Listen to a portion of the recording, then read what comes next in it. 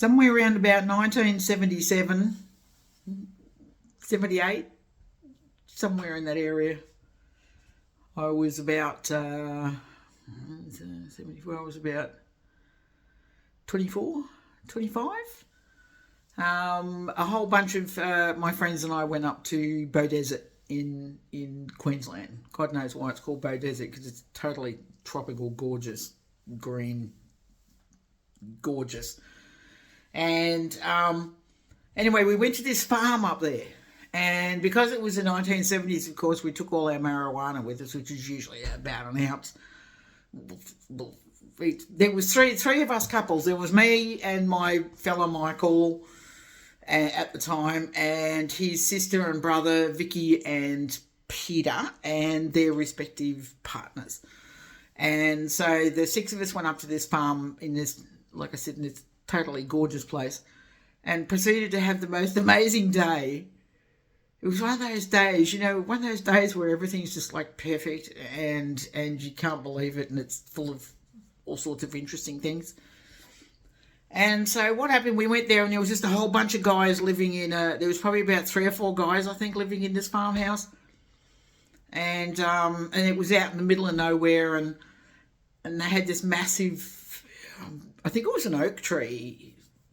It was one of those things that grows really big with lots of really big branches. I'm pretty sure it might have been an oak tree, but anyway, so they had this massive tree out there, and the only parts of it I really remember was the kitchen and the green room that I'll tell you about in a minute, and the shed. I'll get to that too.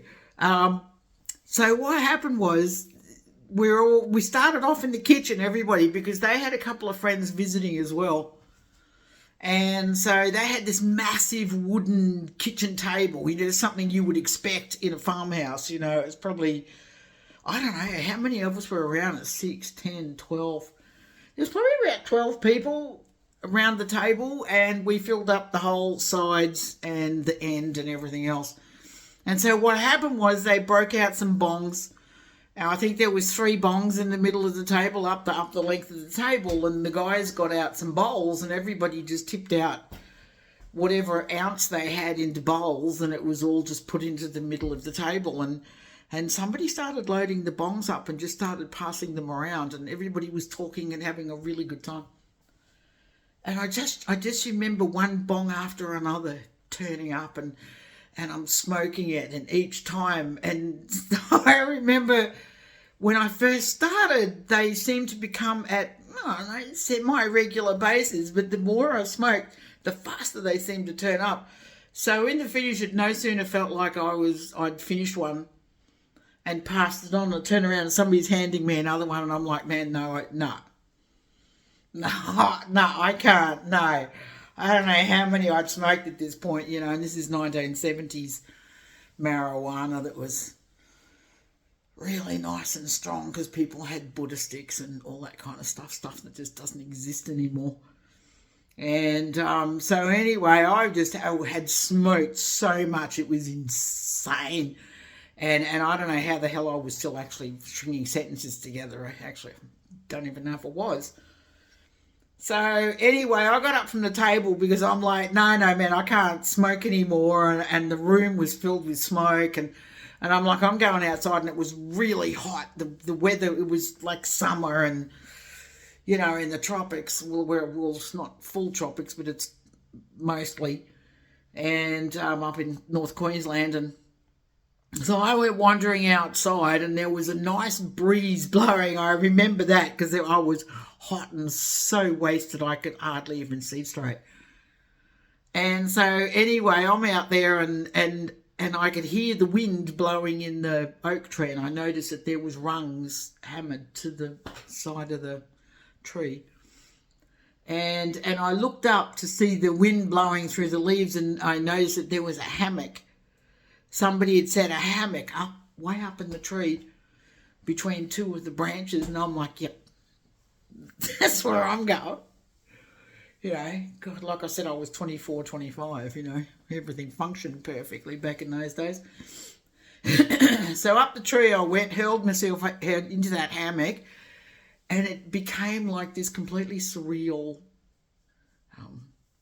experience, because I was so stoned. I was, nearly in that spiritual place where you're sort of like your body and your spirit are sort of like starting to separate a little bit, and I was floating in this hammock, and it was hot, and I was in this tree with all this shade, and there was this breeze, and so I'm just laying in this tree, absolutely like stoned out of my mind, and just blowing backwards and forwards in this hammock, just thinking how bloody amazing that felt. I don't know how long I was up there for, but somebody eventually came looking for me, and so I'd been up there for a while, so I came back down the tree, and one of the guys said, "Look, we want to show you this room.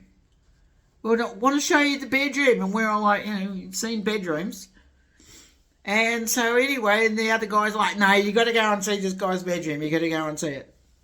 So off we trooped, and we're halfway up the hall, and suddenly he stops, and he reaches down and he pushes on the wall, and this door pops open out of the wall. You never knew it was there.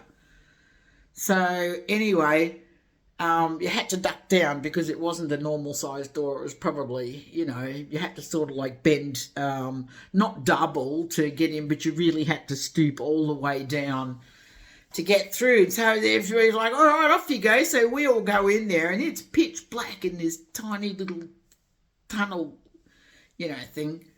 And I'm starting to freak out and feel claustrophobic and everything. And suddenly they closed it, and they're like, "All right, everybody's in," and he closed the door to the hall, and it's absolutely pitch black. And I started to freak out. I'm like, okay, these guys are really, nuts, and we've put ourselves into a situation. But anyway, so the guy said, "Reach forward in front of you, whoever's in the front, and just do the same thing." And suddenly this door pops open, and there's all this green. And so we all duck-waddled out of this little tunnel, this little black tunnel, into this room that was completely carpeted, floor, ceiling. The windows weren't, but every square inch of this room was carpeted, this lime green carpet, everything. And we're just like, "Oh, holy mother of God, what the hell?"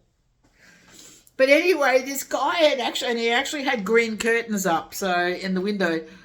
So actually it was like being underwater, because everything was this lime green carpet and curtains and stuff. But it was actually a pretty cool room.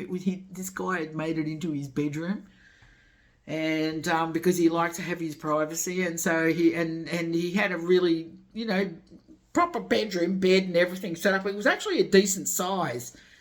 But it was so surreal being in that bedroom. It was just like, why lime green? It's like, but like I said, in the way it looked, because there was a tree outside his window as well that actually created shade, and it did. It felt like you were underwater because the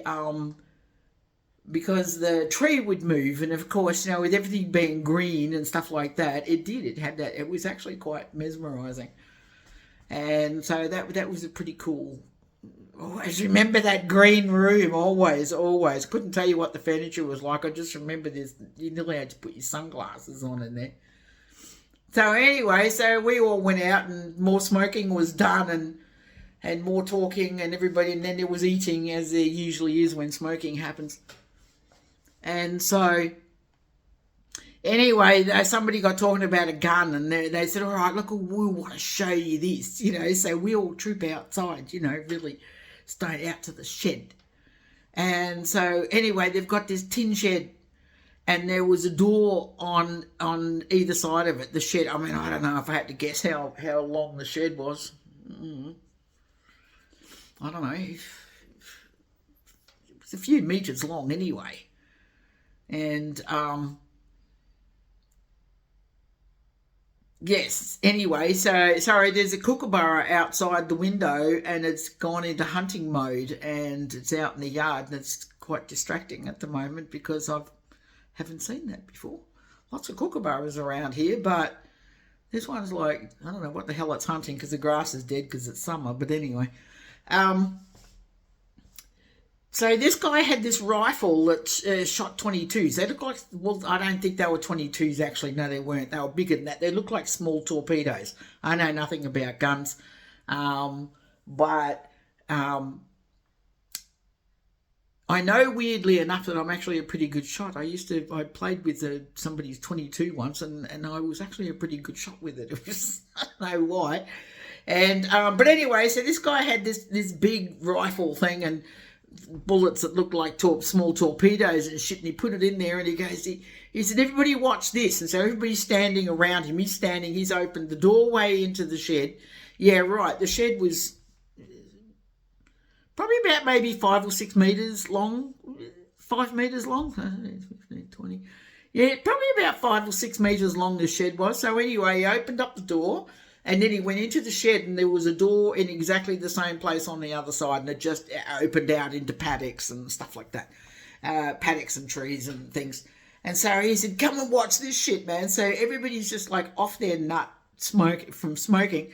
And so this guy stands there with a rifle, and he aims it through the door on the other side of the shed. And so what happened was we're all standing all grouped around him, and he goes, what's this? And he pulls the trigger, and the bullet went through, and as it shot through the shed, every piece of dirt in the place just lifted straight up off the floor and came round about maybe about a metre off the floor. And there was even like a couple of really small bits of paper and stuff like that. And anyway, so then a few seconds later, it all just fell back down again. It's like, wow, you have to do that shit again, man. That's awesome. And so that was the first time I'd actually been shown, the effect of what the speed of a bullet does in a confined space. It literally, and so he did it again, and it did exactly the same thing, just sucked all the dirt and dust up off the floor. And it was like just created from the vacuum of the bullet going through so fast. It was absolutely amazing. But anyway, that was a really good day. I just have really fond memories of that whole day. It was actually pretty awesome. Yes, it certainly was. Those are the sort of days that when you get old, you look back and you remember them all. Yeah, they're worth it.